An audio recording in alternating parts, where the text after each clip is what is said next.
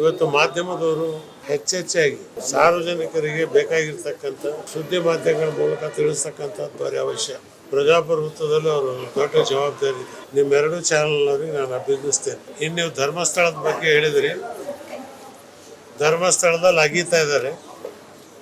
ಸರ್ಕಾರ ಹಿಂದೆನೇ ಅಗಿಬೇಕಾಗಿತ್ತು, ಆದರೆ ಇವತ್ತು ಅಗದಷ್ಟು ಸತ್ಯ ಏನಿದೆ ಅಂದರೆ ಬರ್ತಾ ಇದೆ.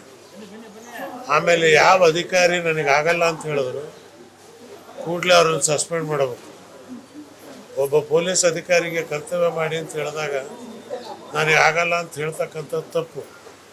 ನಾನು ಸರ್ಕಾರದಲ್ಲಿದ್ದರೆ ಅವ್ರು ಹೇಳಿದ ತಕ್ಷಣ ಅವ್ರಿಗೆ ಡಿಸ್ಮಿಸ್ ಮಾಡ್ತಾ ಇದ್ದೆ. ಇವತ್ತು ನೀವು ಪೊಲೀಸರು ನಿಮ್ಮ ಕರ್ತವ್ಯವನ್ನು ಮಾಡಬೇಕಾಗತ್ತೆ. ಅನೇಕ ಜನ ನಿರಪರಾಧಿಗಳು ಸತ್ತಿದ್ದಾರೆ, ಅದು ಹೆಣ್ಣುಮಕ್ಕಳು.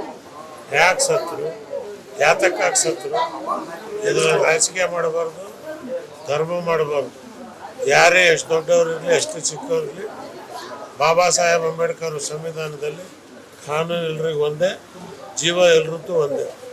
ಆದ್ದರಿಂದ ಸರ್ಕಾರ ಇದರ ಬಗ್ಗೆ ನಿಗಾ ವಹಿಸಿ ಕೂಡಲೇ ಇದನ್ನು ಹೆಚ್ಚು ಕಾಲ ಎಳ್ಕೊಂಡು ಹೋಗೋದ್ರ ಬದಲು 2 ತಿಂಗಳಲ್ಲಿ ಇದರ ಸತ್ಯಾಂಶ ಏನಿದೆ ಅಂದರೆ ಹೊರಗೆ ತರಬೇಕು ಅಂತ ನನ್ನ ಪ್ರಾರ್ಥನೆ.